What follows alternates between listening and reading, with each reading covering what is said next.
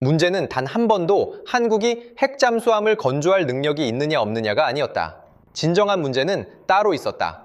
수십 년간 축적된 데이터, 수천 건의 보고서, 그리고 수많은 최고 두뇌가 함께 쌓아 올린 물리 법칙처럼 견고했던 가능성 0%라는 철옹성의 결론이 어째서 새롭고 낯설고 심지어 이단이라 할 수 있는 한 줌의 데이터 앞에 단 한나절 만에 먼지 한 톨 남기지 않고 산산조각 나버렸는가 하는 점이었다.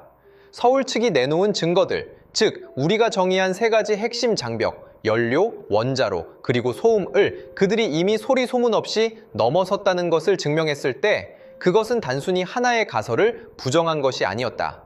그것은 마치 정밀하게 조준된 폭탄처럼 우리가 의존해왔고 또 그것을 기반으로 세계의 질서를 투사해왔던 평가 시스템 전체의 초석을 송두리째 파괴해버린 사건이었다. 하지만 기술계에 코페르니쿠스적 혁명을 일으켰어야 마땅한 그 데이터는 응당받아야 할 검증과 인정을 받지 못했다. 오히려 그 즉시 치밀하게 기획된 짙은 안개 속 같은 여론전의 한복판으로 끌려 들어갔다. 바로 그 순간 진정한 문제는 심해에서 서서히 떠오르는 거대한 괴수처럼 그 흉포하고 적나라한 민낯을 드러냈다. 이 세상에서 진실을 결정하는 것은 과연 데이터인가? 아니면 어떤 데이터가 진실이 될 수 있는지를 결정하는 권력인가? 내 이름은 체네이, 랜드마크 전략 컨설팅 소속이다. 워싱턴 DC 외곽에 눈에 띄지 않는 사무실 건물에 있지만 펜타곤, 국무부, 나아가 국회의사당과도 거미줄처럼 얽혀있는 기관이다. 내 직함은 선임 위협 분석가. 그럴싸하게 들리지만 실상 내 세계는 데이터, 모델, 그리고 확률만으로 이루어진 건조한 공간이다. 나는 정치인의 연설을 믿지 않고 언론의 헤드라인을 믿지 않으며 소위 직감이라는 것은 더더욱 믿지 않는다. 내가 믿는 것은 오직 차갑고 반복적으로 검증 가능하며 슈퍼컴퓨터에서 몇 줄을 돌려 얻어낸 숫자들 뿐이다. 지정학적 혼돈과 인간의 탐욕 및 공포를 모두 정량화하고 코드화하여 예측 가능한 곡선과 명확한 퍼센티지로 전환하는 것, 그리하여 수백억, 수천억 달러 가치의 결정에 견고해 보이는 논리적 기반을 제공하는 것이 내 일이다. 나는 내 경력 동안 수백 개의 예측 모델 구축에 참여했다. 중동의 어느 국가에서 내전이 발발할 확률을 예측하는 것부터 서태평양 지역에서 F-35 전투기의 생존 가능성을 평가하는 것까지 내 모델은 대부분의 경우 놀라울 정도로 정확했다. 나는 그 사실이 자랑스러웠다. 내 자신이 얼마나 똑똑한지에 대한 자부심이 아니라 내가 신봉하는 이 시스템, 서구 수백 년의 과학적 이성주의 전통 위에 세워진 엄격하고 객관적이며 어떠한 감정도 배제된 분석 시스템에 대한 자부심이었다. 그것은 마치 정밀한 망원경처럼 우리가 안개를 꿰뚫고 사물의 본질을 보게 도와주었다. 그리고 한국의 자체 핵 잠수함 개발 능력에 대한 평가는 바로 우리 시스템의 가장 고전적이고 교과서적인 사례 중 하나였다. 우리의 결론은 0%였다. 고객에게 제출된 보고서에서 이 숫자는 굵고 붉은 글씨로 단호하게 명시되었다. 그것은 허공에서 지어낸 것도 외교적 제스처나 정치적 오만함도 아니었다. 그것은 데이터라는 벽돌로 지어진 웅장한 대성당이었고 모든 벽돌 하나하나가 엄격한 검증을 거친 결코 무너질 수 없는 건축물이었다. 지난 10년간 우리는 매년 이 평가를 갱신했지만 결론은 매번 놀라울 정도로 일치했다. 불가능이라는 이름의 이 대성당은 장엄하게도 크고 육중한 세 개의 기둥 위에 서 있었다. 첫 번째 기둥은 연료의 족쇄였다. 우리가 파악하고 있는 미 해군 노틸러스 호일의 구소련의 방대한 핵잠수함 함대가 수십 년간의 운용을 통해 정립한 골드 스탠더드에 따르면 진정한 전략적 억제력을 갖춘 핵 잠수함의 심장, 가압경수로는 반드시 무기급 농축 우라늄을 사용해야 하며 그 우라늄 235의 농축도는 90%를 넘어야만 했다. 이는 임의의 숫자가 아니라 잔혹한 물리법칙의 결과였다. 이 농축도에 도달해야만 극소형 원자로 노심에서 고밀도 에너지를 구현할 수 있고 30년에서 40년에 이르는 잠수함의 전체 운용 기간 동안 위험하고 비용이 많이 들며 노출되기 쉬운 연료 교체 작업을 할 필요가 없어진다. 이 기준에 미달한다는 것은 잠수함의 항속거리가 대폭 줄어들어 수시로 집에 밥 먹으러 가야 하는 전술적 장난감이 되거나 원자로의 부피를 키워 귀중한 함내 공간을 희생하고 소음을 증가시켜 결국 심해에서 더 쉽게 발견되는 표적이 되는 것을 의미했다. 그런데 한국은 핵확산 금지 조약 NPT를 철저히 준수하는 모범생으로서 국토 내의 모든 원자력 발전소와 원심 분리기 시제품 하나하나가 국제 원자력 기구 EA, 제카의 삼엄한 감시에 있었다. 우리 데이터베이스에는 지난 20년간 그들의 모든 핵물질 수출입 기록, 과학자들이 발표한 관련 분야의 모든 논문, 심지어 독일과 프랑스에서 구매한 장비의 시리얼 넘버까지 들어있었다. 데이터는 명백하게 말해주고 있었다. 한국의 민간 핵산업은 농축도 5% 미만의 민수용 등급에 단단히 묶여 있다고. 그들이 90%의 무기급으로 도약하려면 천문학적인 자금과 시간을 투자해 거대하고 숨기기 어려운 농축시설을 건설해야 할 뿐만 아니라 국제사회의 전면적인 제재와 가장 중요한 동맹과의 완전한 결별이라는 정치적 위험을 감수해야만 했다. 우리 모델은 그럴 가능성이 무한히 0에 가깝다고 보여주었다. 따라서 우리는 첫 번째 기둥을 물리학과 정치의 이중족쇄라 불렀다. 결코 부서질 수 없는 것이었다. 두 번째 기둥은 기술의 천혜절벽이었다. 구체적으로는 잠수함용 소형화 가압 경수로 기술이다. 이는 결코 축구장 몇 개 크기의 지상 대형 원전을 단순히 축소하는 것과는 차원이 다른 문제였다. 그것은 지옥 속에서 작동하는 강철 심장이었다. 불과 몇 세제곱미터의 공간 안에서 수백 메가와트의 출력을 안정적으로 내야 했다. 심해의 수백 기압에 달하는 압력을 견뎌내야 했고, 잠수함이 전술 기동을 위해 급격히 기동할 때 발생하는 엄청난 중력 가속도를 감당해야 했으며, 심지어 근거리에서 폭로해가 터지는 격렬한 충격 속에서도 절대적인 안정을 유지하며 단 한치의 누출도 없어야 했다. 더욱 경악스러운 요구 조건은 30년의 수명 주기 동안 유지 보수가 필요 없어야 한다는 것이었다. 이는 그 안에 밸브 하나, 용접선 하나, 제어봉 하나하나의 신뢰성이 인류 역사상 대부분의 공업 생산품을 능가하며 심지어 우주선보다도 더 까다로운 수준임을 의미했다. 자, 우리 팀에는 제너럴 다이내믹스 일렉트릭 보트와 뉴포트 뉴스, 조선소의 은퇴한 엔지니어들이 고문으로 있었다. 우리는 한국의 산업 시스템을 상세히 연구했다. 그렇다. 그들은 훌륭한 자동차를 만들고 세계 최고의 유조선과 LCD 패널을 생산한다. 그들의 민수용 원전 기술, 예를 들어 APR-1400 원자로는 확실히 인상적이었고 중동에 수출까지 했다. 하지만 민수용에서 군용으로, 지상 기반에서 해상 기반으로, 특히 잠수함용 소형 원자로로 넘어가는 것은 넘을 수 없는 절벽과도 같아 닿다. 여기에는 고압과 높은 중성자 조사를 견딜 수 있는 HS, LA, 백특수강 같은 특수 야금 기술이 필요했고, 수천 도의 고온과 수십 년간의 끊임없는 가동 속에서도 용접부가 피로 파괴되지 않도록 보장하는 최상급 정밀 용접 공정이 필요했으며, 무엇보다 컴퓨터 시뮬레이션으로는 얻을 수 없는 방대한 양의 장기 운용 실험 데이터가 필수적이었다. 우리 모델은 한국의 현재 기술 축적 속도로는 설령 미국의 도움을 받는다 해도 이 길을 독자적으로 완주하는데 최소 20년에서 25년이 걸린다고 예측했다. 지름길은 없었다. 우리는 두 번째 기둥을 공학과 경험의 장벽이라 불렀다. 구름을 뚫을 듯 높이 솟아 있었다. 세 번째 기둥은 현대 해전에서 가장 치명적이고 핵심적인 것으로 바로 정적의 심연이었다. 오늘날처럼 수중 청음 만기 전 세계를 뒤덮은 시대에 핵 잠수함의 가치는 거의 전적으로 그 은밀성에 달려있다. 발각되는 순간 사냥꾼은 사냥감으로 전락한다. 그리고 잠수함의 가장 큰 소음원은 바로 원자로의 냉각 시스템과 구동 시스템이다. 원자로에서 발생하는 막대한 열을 식히기 위해 주 냉각제 펌프는 엄청난 속도로 냉각수를 순환시켜야 하는데, 이는 지속적이고 치명적인 소음을 발생시킨다. 엔진의 동력을 프로펠러에 전달하는 거대한 감속 기어박스는 말 그대로 물속에서 징글치는 것과 같다.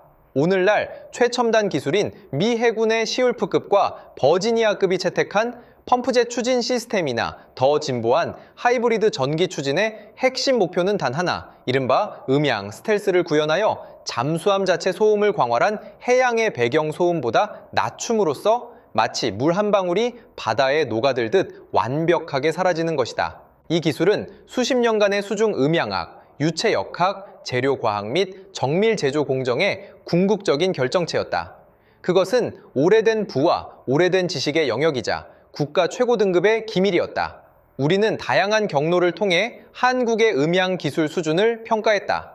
그들은 상선 소음 저감 분야에서는 꽤 성과를 냈지만 군용 잠수함에서는 아직 이전 세대 기술인 대경사 칠엽 스크루 소음 저감 기술조차 완전히 마스터하지 못한 상태였다. 그런 그들이 한두 세대를 뛰어넘어 펌프젯이나 그 이상의 정숙 기술에 손을 댄다는 것은 우리 모델에서 확률은 그저 연기였다. 절대적이고 반박 불가능한 0. 우리는 세 번째 기둥을 물리학의 최종 심판이라 불렀다. 서늘하고 냉혹했다. 그래서 0%라는 결론이 두툼한 보고서 표지에 인쇄되어 국가 전략과 막대한 예산을 결정하는 정책 결정자들 앞에 놓였을 때 그것은 너무나 견고하고 설득력이 있었다. 그것은 단순한 평가가 아니라 일종의 상식이었고 우리 인식체계 속에 고정된 좌표였다. 이 좌표계 안에서 한국은 기술에 뛰어난 구매자이자 체제에 충실한 참여자로 명확히 자리매김했다. 그들은 우리의 F-35를 구매할 수 있고 우리와 이지스 구축함을 공동 생산할 수는 있지만 피라미드의 최상층에 있는 핵심 창조의 영역에는 결코 닿을 수 없었다. 이러한 위치 설정은 지난 수십 년간 단 한 번도 진정한 도전을 받은 적이 없었다. 너무나 뿌리 깊게 박혀 있어서 우리는 한국에서 오는 모든 새로운 데이터를 볼 때마다 무의식적으로 이 위치 설정이라는 안경을 끼고 바라보았다. 우리는 그들이 미국 기술의 틀 안에서 감탄할 만한 최적화와 개선을 이루는 것에는 익숙했지만 그들이 언젠가 그 틀 자체를 쓰레기통에 던져버릴 것이라고는 상상조차 해본 적이 없었다. 그 지극히 평범하고 심지어는 다소 따분하기까지 했던 화요일 오후가 오기 전까지는 말이다. 사무실에는 너무 오래 끓인 커피의 탄내와 서버 냉각팬의 단조로운 소음이 감돌고 있었다. 나는 말라카 해협 항로가 여러 충돌 등급해서 어떤 안정성을 보이는지에 대한 모델을 디버깅하고 있었다. 화면에는 빽빽한 파이썬 코드와 지정학적 위험 지도가 번쩍였다. 그때 부서 간 기술 교류팀으로부터 온 긴급유, RG, ENT, 딱지가 붙은 최고 등급 우선순위 이메일 한 통이 고요한 연못에 던져진 작은 돌멩이처럼 파문을 일으켰다. 첨부 파일은 3단계 암호키가 있어야 열 수 있는 암호화된 데이터 패키지였고 라벨은 KSSN 프로젝트 예비 물리 검증 데이터였다. SSN 공격 원자력 잠수함, K는 대한민국을 의미했다. 그 순간 나의 첫 반응은 실소에 가까웠다. 약간의 경멸감마저 느껴졌다. 이건 분명 그들의 정치적 쇼일 것이다. 어쩌면 국내 강경파에게 보여주기 위한 제스처이거나 차기 국방 예산을 따내기 위한 콘셉트 발표이거나 혹은 어떤 시뮬레이션에서 얻은 이론적 데이터를 가지고 우리와 기술 협력을 타진하여 진짜 핵심 부품을 얻어내려는 속셈일 터였다. 내 손가락은 키보드 위에서 능숙하게 움직여 개인 아이디, 동적 비밀번호, 그리고 물리적 보안키가 생성한 일회용 코드를 입력했다. 데이터 패키지의 압축 해제 진행바가 화면 위를 천천히 기어갔지만 내 마음에는 아무런 파동도 일지 않았다. 심지어 저녁으로 새로 생긴 베트남 쌀국수를 먹을지 더블치즈 피자를 시킬지 고민하는 딴 생각마저 하고 있었다. 그리고 첫 번째 데이터 그래프가 내 4K 모니터 위에 야만적이라고 할 만큼 난폭하게 펼쳐졌을 때 나는 혈액이 순간적으로 멎는 듯한 감각에 휩싸였다. 그것은 원자로 압력 용기가 극한 상황에서 받는 응력, 원격 측정 데이터였다. 가로축은 밀리초 단위의 시간, 세로축은 메가파스칼 단위의 응력 변화였다. 그래프는 가장 가혹한 두 가지 시나리오를 시뮬레이션하고 있었다. 하나는 심해 긴급 부상, 즉 잠수함이 최대 자망 심도에서 갑자기 모든 밸러스트 수를 배출하여 압력 용기가 수초 내에 외부로부터의 거대한 압력에서 내부로부터의 거대한 장력으로 급격히 전환되는 상황. 다른 하나는 근접 피폭 충격, 즉 함체 20m 밖에서 500kg의 TNT에 해당하는 폭노예가 폭발하는 상황이었다. 우리 데이터베이스에 따르면 미국의 최첨단 버지니아급 핵잠수함조차 동일한 시뮬레이션 조건에서는 압력 용기의 응력 변동 곡선이 심전도처럼 격렬하게 요동치는 뚜렷한 피크 값을 보이기 마련이었다. 그것은 필연적인 물리 현상이었다. 하지만 화면에 나타난 한국의 곡선은 고정밀 레이저로 각인한 듯한 직선처럼 매끄러웠다. 관측 가능한 변동이 거의 없었다. 마치 그 격렬한 내외부 압력 변화와 충격파가 그에게는 호숫가를 스치는 미풍에 불과하다는 듯이. 이럴 리가 없어. 내 머릿속에서 비명이 터져나왔다. 이건 뉴턴 역학과 재료 과학에 대한 노골적인 모독이었다. 나의 첫 반응은 데이터가 틀렸다는 것이었다. 센서 보정 오류이거나 시뮬레이션 계산에 재료의 항복 강도, 매개 변수를 잘못 입력한 어처구니 없을 정도로 유치한 실수일 것이 분명했다. 나는 즉시 이 오류의 근원을 찾기 위해 데이터의 메타데이터를 미친 듯이 파헤치기 시작했다. 데이터 수집 장비 모델, 센서 교정 기록, 환경 변수, 암호화 서명, 타임스탬프, 모든 바이트, 모든 필드가 흠잡을 데 없이 완벽했다. 모든 것이 냉혹하게도 이것이 실제 물리 실험에서 나온 어떠한 수정도 거치지 않은 원본 데이터임을 가리키고 있었다. 숨이 가빠지기 시작했고 조용한 사무실 안에서 내 심장 소리가 북처럼 울려 퍼졌다.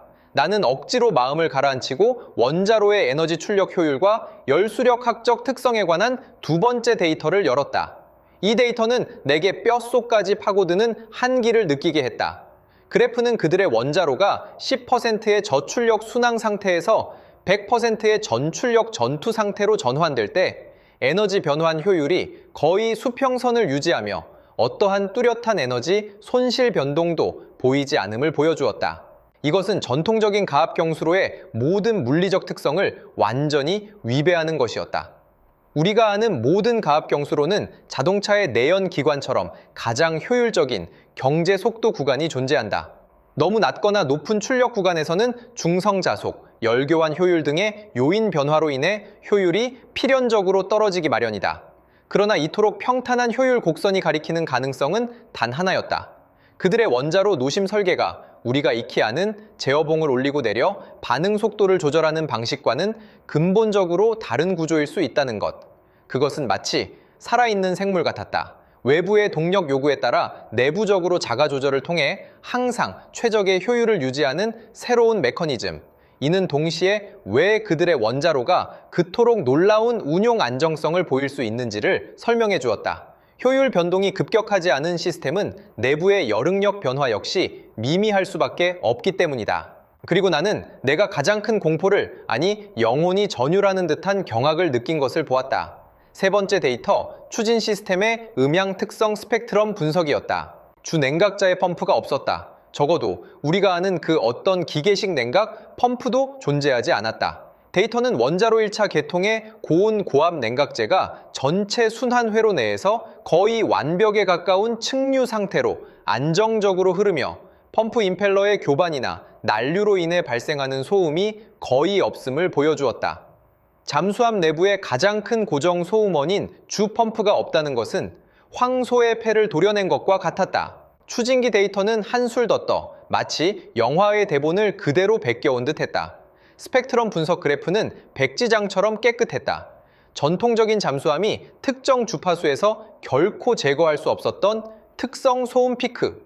예를 들어 주 감속 기어박스가 맞물릴 때 나는 특정 주파수의 웅궁거리는 소리, 구동축이 회전하며 축 밀봉부와 마찰해 내는 스치는 소리, 프로펠러 날이 물을 가를 때 날 끝에서 발생하는 공동 파열음, 잠수함의 이 모든 음향 지문이 이 그래프 위에서는 완전히 사라져 있었다. 그래프 전체에는 해양 배경 소음과 거의 구분할 수 없는 극도로 낮은 데시벨의 광대역 신호 몇 개를 제외하고는 오직 죽음 같은 정적만이 흘렀다. 그들은 소음을 줄인 것이 아니었다. 설계의 근원부터 소음원 자체를 완벽하게 제거해버린 것이었다. 그 순간 나는 평생을 천동설 연구에 바친 천문학자가 된 기분이었다. 평생에 걸쳐 천체의 운행을 설명하기 위해 주전원과 이심원이라는 지극히 복잡하고 정밀한 체계를 구축했는데 어느 날 갑자기 코페르니쿠스라는 폴란드인이 나타나 간단하고 우아하지만 모든 것을 뒤엎는 지동설을 내 얼굴에 던져버린 것과 같았다. 이것은 내 이론의 틀을 개선하거나 보완하는 수준이 아니었다. 그것은 내가 전혀 이해할 수 없는 완전히 새로운 이론으로 지난 10수년간 내 직업적 경력으로 쌓아 올린 모든 것과 나의 자부심, 그리고 신념까지 한꺼번에 박살내버리는 행위였다. 나는 인체공학 의자에 미동도 없이 굳어 있었다. 사무실 창밖의 하늘은 어느새 밝은 하늘색에서 무겁게 짓누르는 짙은 보라색으로, 그리고 마침내 도시의 불빛에 물들어 탁한 군청색으로 변해 있었다. 나는 시간도, 허기도, 심지어 숨 쉬는 것조차 잊었다. 내 뇌는 과부하가 걸린 서버처럼 미친 듯이 회전하며 눈앞에 이해할 수 없는 기적에 대한 합리적인 설명을 찾아내려 애썼다. 나는 데이터를 반복해서 몇 번이고 다시 뜯어보았다. 개별 데이터 포인트 수준까지 확대하고 통계적 분포를 검사하며 조작이나 오류의 흔적을 단 하나라도 찾아내길 바랐다. 하지만 데이터는 그저 그곳에 차갑고 선명하며 의심의 여지 없이 존재했다. 그것은 마치 침묵의 사자처럼 아득히 먼 신세계로부터 온 소식을 전하고 있었다. 이것은 우리의 기준에 근접한 것이 아니었다. 우리의 트랙 위에서 더 빠른 기록을 낸 것도 아니었다. 이것은 우리가 들어본 적도 없는 다른 방식으로 우리의 기준을 완벽하게 초월해버린 것이었다. 그들은 우리가 힘들게 등정한 에베레스트 산을 오르려 하지 않았다. 대신 우주선을 만들어 외계에서 눈보라 속에 발버둥치는 우리 가련한 벌레들을 내려다보고 있었다. 다음날 아침에 긴급부서 회의는 공기가 납덩이처럼 무거웠다. 데이터 패키지는 간밤에 모든 핵심 분석가와 부서장에게 배포되었다. 내 직속 상관인 데이비드 스털링 해군 정보부에서 30년을 복무한, 머리는 희끗희끗했지만 눈빛만은 여전히 매처럼 날카로운 노병이 검버섯이 핀 손가락 마디로 마호가니 회의 테이블을 탁탁 두드렸다.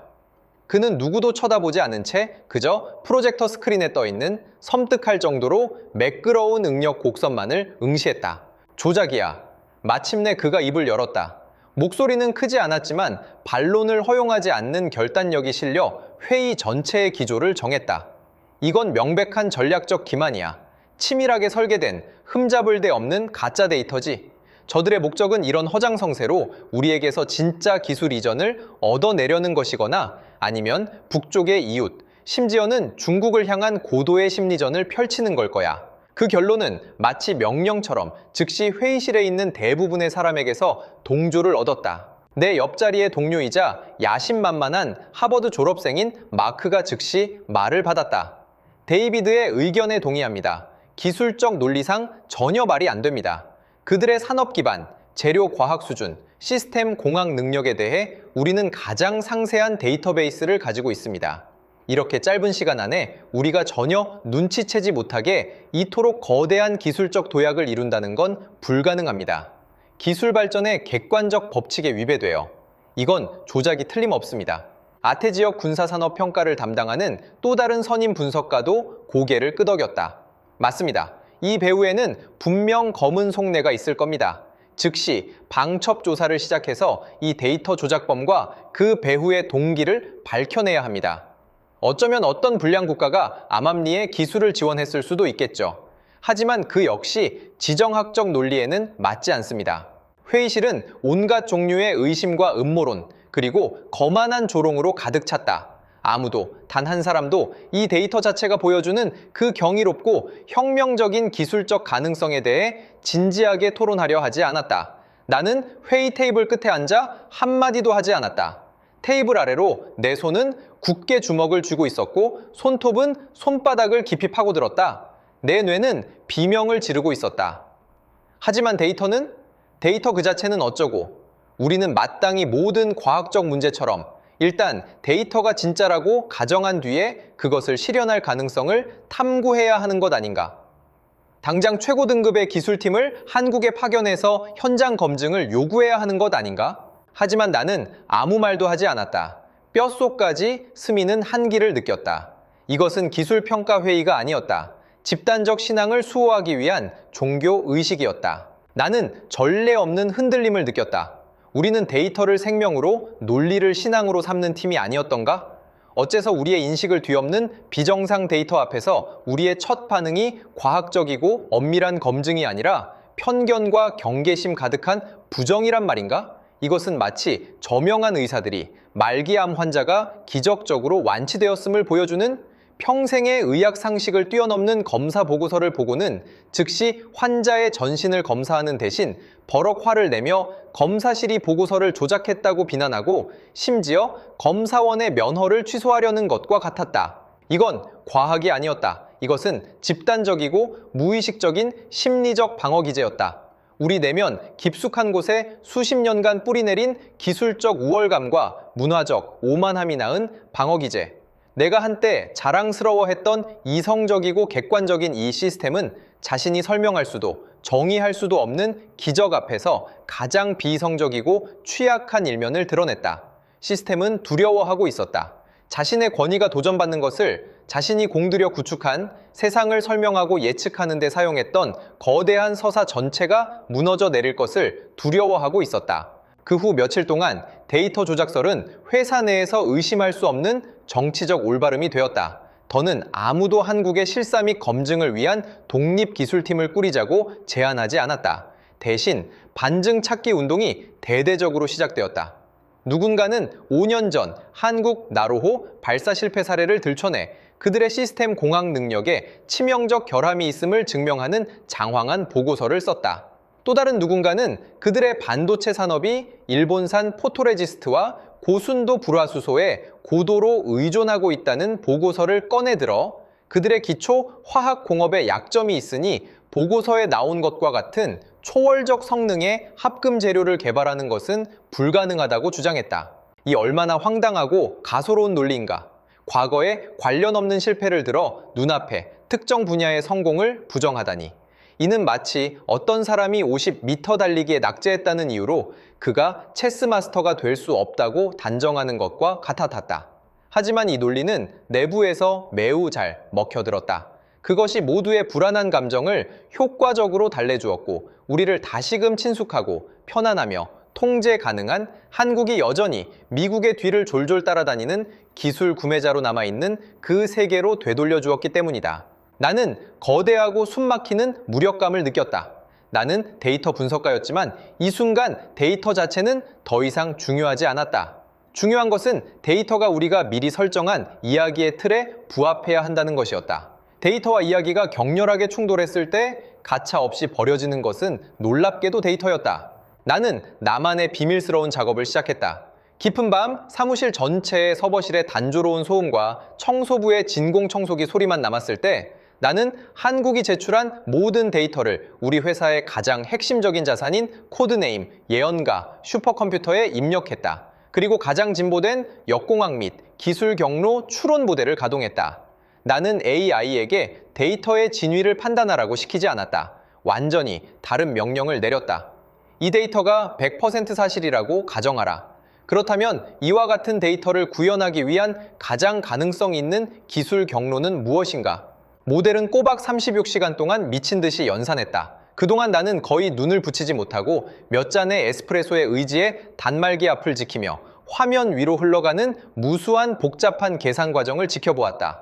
마침내 최종 추론 결과가 300페이지에 달하는 보고서 형태로 생성되었을 때 나는 한자 한자 읽어 내려갔고 이내 세상이 빙빙 도는 듯한 현기증을 느끼며 의자에서 거의 굴러떨어질 뻔했다. 모델이 내놓은 결론은 내 인식을 송두리째 뒤집어 엎었다. 연료에 관해 모델은 그 정도 수준의 원자로 안정성과 초장주기 연료를 구현하기 위해서는 굳이 농축도 90% 이상의 무기급 농축 우라늄이 필요 없다고 추론했다.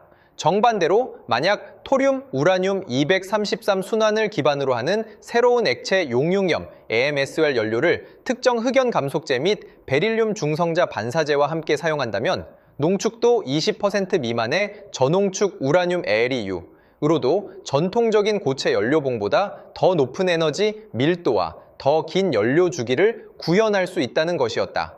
더 중요한 것은 이 액체 용융겸 원자로는 물리 원리상 고유 안전성을 갖추고 있어 사고가 발생하면 액체 연료가 온도 상승으로 팽창하여 핵 반응률이 자동 감소하고 결국 외부 개입 없이 자동 정지한다는 점이었다.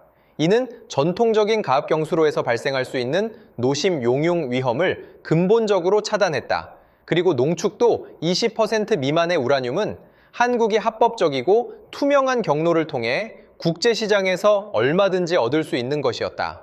우리의 첫 번째 기둥, 연료의 족쇄는 새로운 기술 경로 앞에서 힘없이 무너져 내렸다. 정숙 기술에 관한 모델의 추론은 더욱 대담하여 거의 공상과학에 가까웠다.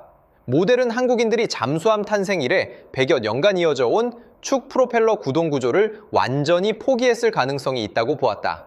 그들은 회전 부품이 없는 초전도 자기유체역학 MHD 추진 시스템을 개발했을 가능성이 매우 높았다. 이 시스템은 잠수함 후미에 강력한 초전도 자석을 설치하여 해수 중에 강력한 로렌츠 힘을 발생시켜 해수를 직접 이온화하고 후반구로 고속 분사함으로써 잠수함을 전진시킨다. 주축도, 기어박스도, 프로펠러도 없는 어떠한 기계적 회전 부품도 없기 때문에 모든 기계 소음과 공동 소음을 근본적으로 제거한다. 이것은 백지장처럼 깨끗했던 그 음향 스펙트럼, 그래프를 완벽하게 설명했다. 우리의 세 번째 기둥, 물리학의 최종 심판은 더 고차원적인 물리학에 의해 우아하게 우회당했다. 이것이 무엇을 의미하는가? 이는 우리가 지난 10년간 가능성 0%를 정의하는 데 사용했던 그 견고한 세 개의 기둥이 처음부터 잘못되고 편협한 가정 위에 세워져 있었다는 것을 의미했다. 우리는 산 정상으로 가는 길이 오직 하나, 우리가 걸어온 가시밭길 뿐이며 그 길 위에 겹겹이 관문을 설치해 두었으니 만반의 준비가 되었다고 자만했다. 그러나 그들은 남몰래 다른 길, 우리가 상상조차 해본 적 없고 이론적으로 불가능하다고 여겼던 탄탄대로를 찾아내 우리의 모든 관문을 가볍게 우회하여 이미 우리가 우러러보는 산 정상에 서 있었던 것이다. 문제는 한국이 우리가 만든 규칙을 깼느냐가 아니었다. 그들은 애초부터 우리가 하는 이 낡은 게임에 참여조차 하지 않았다는 것이 문제였다. 내 마음은 지성의 빛에 눈뜬 충격으로 가득 찼지만 이내 뼛속까지 파고드는 더 깊은 한기가 뒤따랐다. 나는 예언가의 추론 결과를 익명으로 요약 보고서로 정리하여 암호화된 이메일로 내 상사인 데이비드와 회사의 최고 기술 책임자에게 보냈다. 서명은 하지 않았다. 나는 그저 기술과 논리에 기반한 이 순수한 추론이 모두를 편견과 음모론에서 깨어나게 하여 다시 과학과 이성의 궤도로 돌아오게 할 수 있으리라 순진하게 바랐을 뿐이다. 그러나 내가 기다린 것은 기술 토론회가 아니라 모든 것을 휩쓸어버릴 거대한 폭풍이었다. 나의 익명 보고서는 화약통에 던져진 불씨처럼 당시에는 내가 이해할 수 없었던 어떤 민감한 신경을 완전히 건드려버렸다. 며칠 후 나는 이 사건 전체의 성격이 기이하고 신속하게 변질되기 시작하는 것을 경악하며 지켜보았다. 그것은 더 이상 우리 회사 내부의 기술 평가 문제가 아니라 놀라운 속도로 외부화되고 정치화되고 있었다. 나는 우리 회사와 장기적인 협력 관계에 있는 엄정하기로 소문난 주류 언론들에서 익명의 워싱턴 소식통이 기자들에게 흘린 기사들을 보기 시작했다. 기사의 제목은 선정적이었고 암시와 유도로 가득했다. 서울의 핵 야망, 동북아 전략 균형을 흔들 위험한 게임인가, 기술적 돌파인가, 핵 확산의 전주곡인가, 한국의 모호한 경계, 동맹국의 우려를 나타. 기사 내용은 그 놀라운 기술 데이터의 세부 사항에 대해서는 단 한마디도 언급하지 않았다. 마치 그것들이 존재한 적도 없다는 듯이. 대신 독립적으로 검증되지 않은 주장, 투명성 부족, 일본과의 악성 군비 경쟁 유발 가능성 등 극히 선동적인 정치적 개념들만 반복적으로 강조되었다. 나는 내 책상에 앉아 교과서적인 데이터의 무기화와 의제 설정 과정을 내 눈으로 똑똑히 목격했다. 본래 인류공학의 기적을 대표했던 순수하고 객관적인 그 숫자들은 언론과 정치라는 프리즘을 거치며 악의와 예단된 답변으로 가득 찬 일련의 질문들로 둔갑했다. 그들은 어떻게 IAEA와 동맹국들의 눈을 피해 이토록 민감한 기술을 비밀리에 개발할 수 있었는가? 이 질문에 속듯 그들은 전 세계를 속이고 있으며 신뢰할 수 없다. 통상적인 수요를 훨씬 뛰어넘는 이 첨단 기술이 만약 다른 국가에 의해 모방되거나 확산된다면 전 지구적 핵 비확산 체제에 어떤 재앙적 위험을 초래할 것인가? 속뜻. 그들은 무책임한 문제아이며 그들의 성취는 위협이다.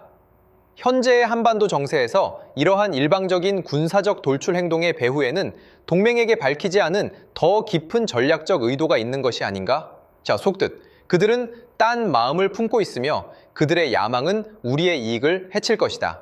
보라, 이것이 바로 언어의 마법, 아니 권력의 마법이다. 똑같은 데이터가 엔지니어와 과학자의 눈에는 혁신, 돌파, 우아한 해결책으로 보이지만 정치가와 언론의 필터를 거치면 순식간에 그리고 효율적으로 비밀, 위험, 위협, 야망, 배신으로 해석된다. 진실 자체는 변하지 않았고 심지어 아무도 진실 자체를 의심하지도 않았지만 진실을 둘러싼 서사는 완전히 그리고 돌이킬 수 없게 바뀌어버렸다. 내가 속한 부서 역시 모든 형태의 기술 분석을 완전히 중단했다. 우리의 업무 중심은 한국의 능력을 평가하는 것에서 이 사태의 후과를 관리하는 것으로 전환되었다. 우리는 더 이상 액체 용융염 원자로의 열효율을 토론하지 않고 어떻게 나토 동맹국들이 이 사안에 대해 통일된 부정적 견해를 형성하도록 유도할 것인가를 평가하기 시작했다. 우리는 더 이상 자기 유체역학 추진의 음향 스펙트럼을 분석하지 않고 어떻게 의회 군사위원회에 이 사안을 설명하여 우리의 차세대 버지니아급 잠수함 예산이 이로 인해 어떠한 영향도 받지 않도록 할 것인가에 대한 질의응답 매뉴얼을 작성하느라 밤샘 작업을 했다.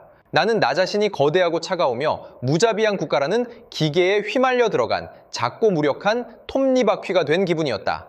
이 기계의 목적은 결코 진실 탐구가 아니었다. 그것의 유일한 목적은 기존의 권력 구조와 이익 구도를 수호하는 것이었다. 한국의 기술적 돌파는 잔잔한 호수에 던져진 거석과도 같았다.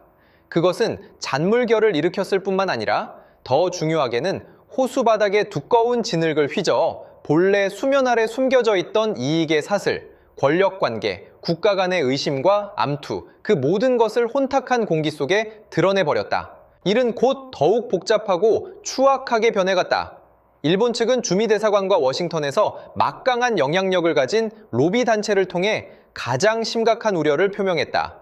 미쓰비시 중공업, 가와사키 중공업 등 일본 방위산업 대기업과 밀접한 관계를 가진 싱크탱크와 로비 회사들은 국회의사당과 K스트리트에서 빈번하게 활동하기 시작했다. 그들은 비공개 국방 세미나와 비공개 청문회에서 공격형 핵잠수함을 보유한 한국이 어떻게 동북아 군사균형을 완전히 뒤엎고 일본의 국가안보에 직접적이고 현실적인 위협이 될 것인지를 과장하여 선전했다. 그들은 매우 영리했다. 기술적 세부 사항은 일절 언급하지 않았다. 그것이 자신들의 무지와 질투를 드러낼 것이기 때문이었다. 그들은 오직 정치만을, 오직 위협만을 이야기했다. 그들은 본래 MIT나 칼텍의 실험실에서 논의되어야 할 기술 능력 문제를 교묘하게 백악관 상황실과 국회 청문회에서 해결해야 할 지역 안보 위기로 포장하는 데 성공했다. 만약 한국이 핵 잠수함을 보유하는 것이 허용된다면 미일 안보조약의 상호 원칙에 따라 일본 또한 허용되어야 하는가?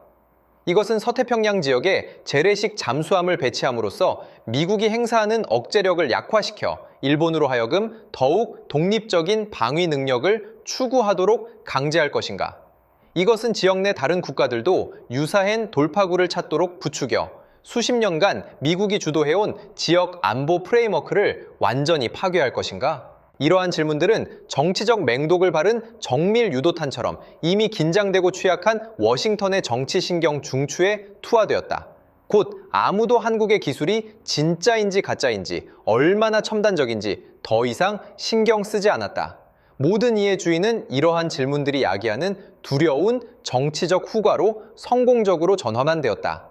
그리하여 내 직업 경력에서 가장 터무니없고 가장 진실이 뒤바뀐 장면이 펼쳐졌다. 한국이 놀라운 기술적 돌파를 이루면서 시작된 논의가 결국 우리가 국제사회와 연합하여 한국을 어떻게 제한하고 관리하며 처벌해야 하는가로 초점이 맞춰진 것이었다. 나는 아이젠하워 행정 건물에서 열린 최고 수준의 부처간 비공개 조정 회의에 참석하라는 요구를 받았다. 참석자들은 국방부, 국무부, 국가안보회의, 그리고 정보기관의 고위 관료들이었다. 회의 주제는 더 이상 한국의 기술 주장을 어떻게 검증할 것인가가 아니라 한국의 잠재적 핵잠수함 능력에 대처하기 위한 범정부 전략 수립이었다. 회의에서 국무부 소속 아시아 태평양 담당 차관보, 말쑥한 옷차림에 우아한 언변을 가진 아이비리그 출신 인사가 각자의 우려 가득한 발언을 들은 뒤 무미건조하면서도 냉혹한 어조로 내가 지금도 떠올릴 때마다 소름이 돋는 말을 했다. 그는 말했다. 여러분, 제가 문제를 좀 더 직설적으로 말씀드리겠습니다. 이제 문제는 그들의 기술 주장이 진짜인지 아닌지가 아닙니다. 이제 문제는 설령 그것이 진짜라 할지라도 우리는 결코 그것이 진짜가 되도록 허용해서는 안 된다는 것입니다. 왜냐하면 이런 수준의 독립적이고 자율적인 전략 타격 능력을 가진 한국은 이 지역에서 미합 중국의 근본적인 전략적 이익에 부합하지 않기 때문입니다. 정적, 죽음 같은 정적. 그 순간 내 안에 무언가가 내가 줄곧 굳건히 믿어 의심치 않았던 핵심 신념이 완전히 그리고 돌이킬 수 없이 부서지는 것을 느꼈다. 그 소리는 나 자신만이 들을 수 있었다. 결국 진실은 허용되지 않을 수도 있는 것이었다. 결국 한 국가의 전략적 이익은 마치 보이지 않는 손처럼 뻔뻔하게 현실 세계로 뻗어나와 객관적으로 존재하는 사실을 칠판에 분필 글씨를 지우듯 손쉽게 지워버릴 수 있는 것이었다. 기술, 내 인식 속에서 본래 중립적이고 객관적이며 인류지혜의 진보를 상징하는 힘이었던 그것이 권력의 체스판 위에서 철저하게, 무정하게 이질화되어 있었다. 한국의 기술적 성취가 높을수록 그들의 처지는 오히려 더 위험해졌다. 그들의 성취 자체가 기존 질서에 대한 도전이 되었기 때문이다. 그들의 능력은 직접적으로 난폭하게 그들의 위협과 동일시되었다. 전체 평가의 논리가 여기에서 180도 역겨울 정도로 뒤집혔다. 당신이 전례 없는 능력을 가졌음을 증명했다. 이것이 바로 우리가 당신의 동기에 심각한 의심을 품게 된 이유다. 당신이 놀라운 기술적 돌파를 이루었다. 이것이 바로 우리가 지역 안정을 해치는 위험한 행동으로 규정한 이유다. 당신이 온 세상의 존경을 받을 만한 확실한 증거를 내놓았다. 이 증거들이 이제 오히려 당신을 유죄로 만들고 압력을 가하는 증거가 되었다. 데이터, 논리, 그리고 객관적 사실 위에 세워진 나의 신념 체계, 그 세계는 그 고요한 회의실 안에서 완전히 붕괴했다. 나는 전례 없는 인식 위기와 자기의심에 빠졌다. 나는 매일 사무실로 돌아와 차가운 데이터들을 계속 다루었지만 이 데이터들의 최종적인 의미는 그 자체로 드러나는 객관적 법칙에 의해 결정되는 것이 아니라 회의실에서 권력을 쥔 이들이 그들의 이익에 따라 정의할 것이라는 것을 알게 되었다. 내가 애써왔고 자랑스러워했던 모든 내 일은 거대한 블랙 코미디 같은 농담이 되어버린 듯 했다. 나는 진실을 탐구하는 분석가가 아니었다. 나는 그저 정교하고 효율적인 거짓말 제조기의 고품질의 데이터로 포장된 원료를 제공하고 있을 뿐이었다. 나는 심각한 불면증에 시달리기 시작했다. 매일 밤늦게 나는 거대한 통유리창 너머로 발 아래 워싱턴 DC의 수많은 불빛으로 이루어진 권력과 질서를 상징하는 별 하늘을 바라보며 어두운 사무실에 홀로 앉아 있었다. 나는 스스로에게 끊임없이 물었다. 우리 일의 의미는 대체 무엇인가? 가장 객관적이고 반박할 수 없는 데이터조차 권력의 조작 아래에서 마음대로 왜곡되고 해석되며 심지어 완전히 뒤집힐 수 있다면 사실 탐구를 직업으로 삼는 우리들의 존재 가치는 대체 무엇인가? 우리는 지도층의 기회 맞춰 보고서를 조작하는 어용문인들과 대체 어떤 본질적인 차이가 있는가? 나는 거대하고 형언할 수 없는 이런 일을 느꼈다.